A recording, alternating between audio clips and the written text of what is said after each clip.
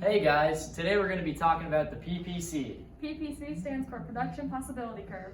It's an illustration That shows a nation's potential economic output. It shows the trade-offs between the production of two goods.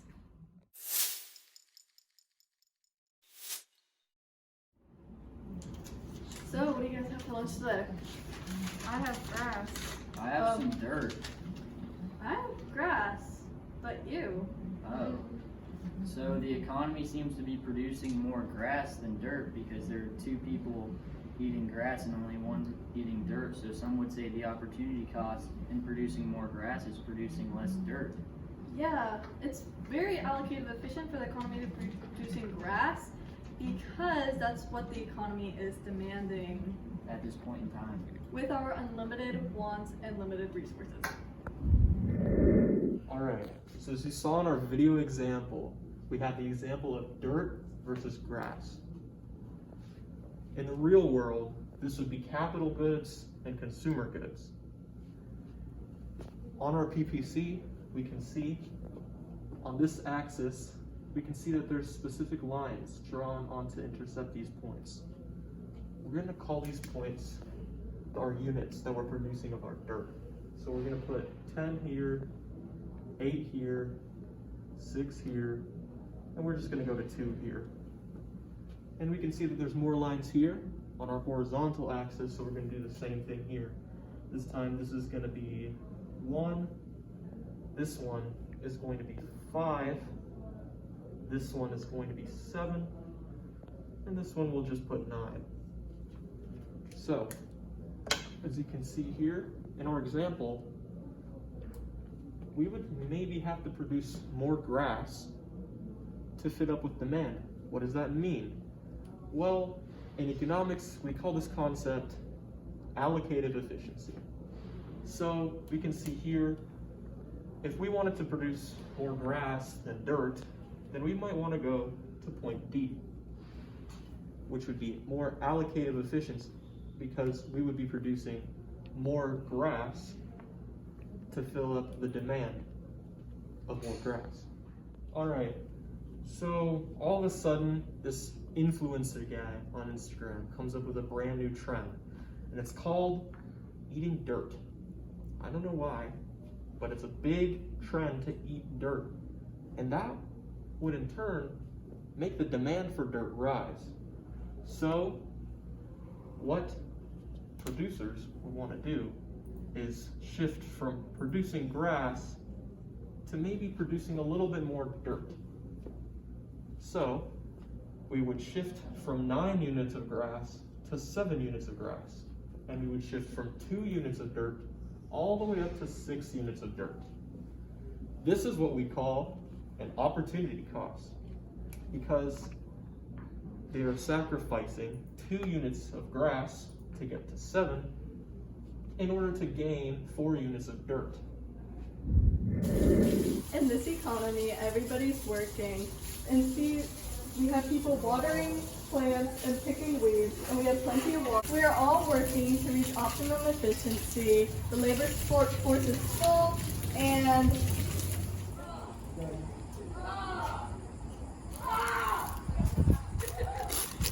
now I'm taking a break, and this shows that the economy is not producing at optimal efficiency because not everyone is working in the labor force to produce the goods at optimal efficiency.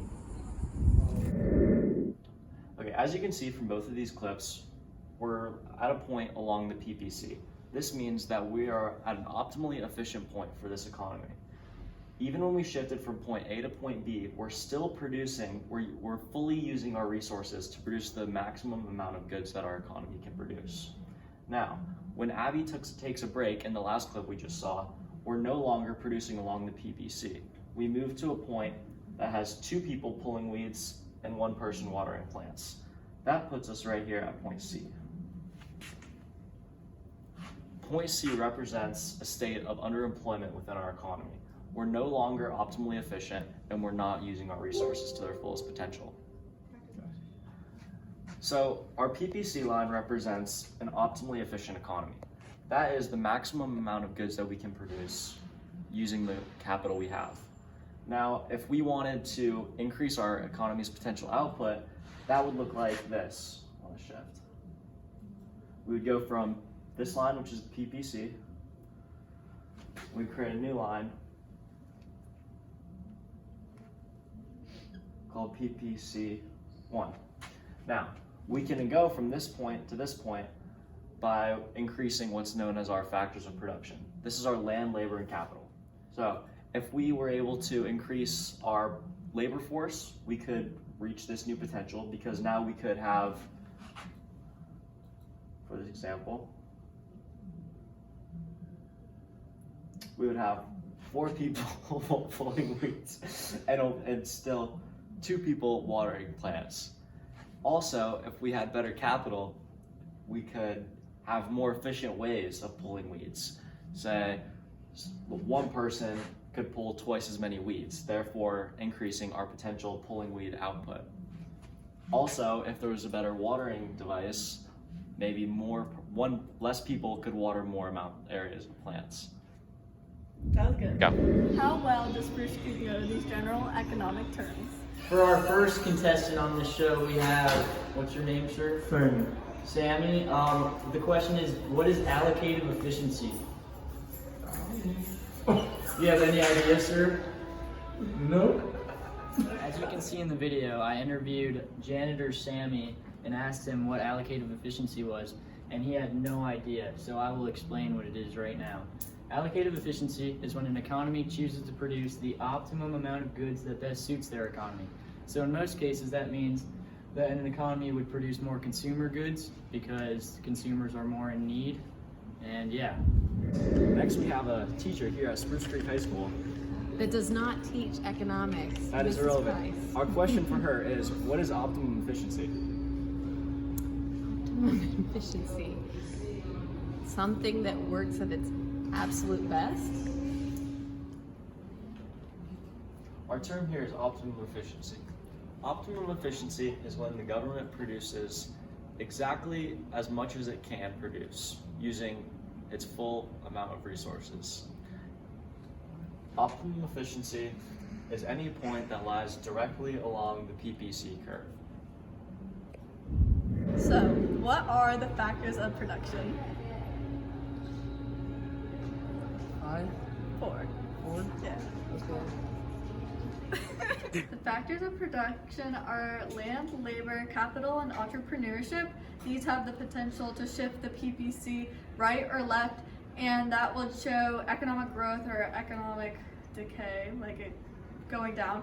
It could show a recession by how, if capital's not doing well, or the labor force is under.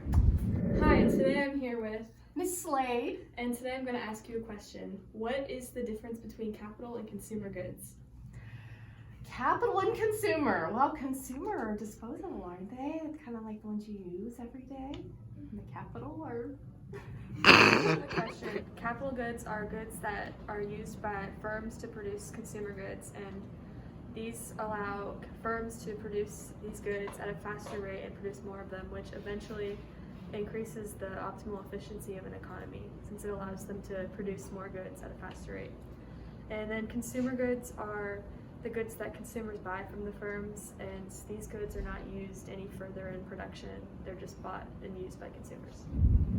One more example, just to make sure you guys really understand what the PPC is right on this board. This board represents a production possibilities curve, and it shows hours studying TOK versus hours studying economics. And as you can see, there's a 5 right here. If you were to study TOK for 5 hours, then you would not be studying economics at all. Whereas if you study TOK for 1 hour, you'd be studying economics for 4 hours. And another example is how if you were to study, let's say, economics for 3 hours, you would then be studying TOK as well for 2 hours. So it also represents an opportunity cost, because if you choose to study 4 hours of TOK, then you're only getting 1 hour of econ, whereas if you were to study 5 hours of TOK, you get 0. So further along you move in either axis, you lose an hour of studying the other class.